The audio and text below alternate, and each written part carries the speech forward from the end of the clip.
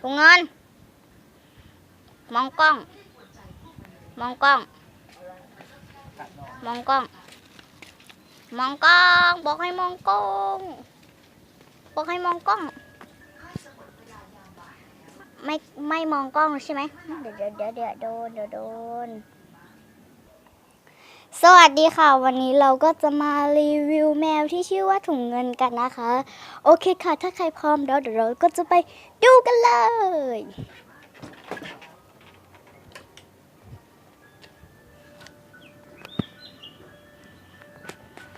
ถุงเงินมองกล้อง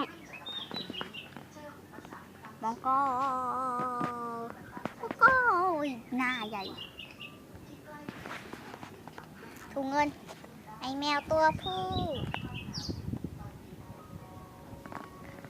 ถุงเงินแมวที่น่ารักถุงเงินนะคะชมพู่เพิ่งเก็บมันมาเลี้ยงก็ไม่นานนะคะเมื่อวานนะคะชมพู่ไปอิมมาแล้วก็นี่ค่ะก็เลยได้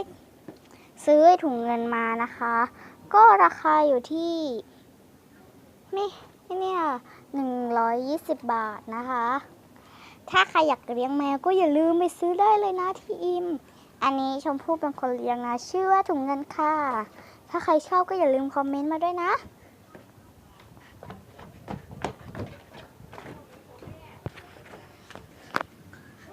ถุงเงิน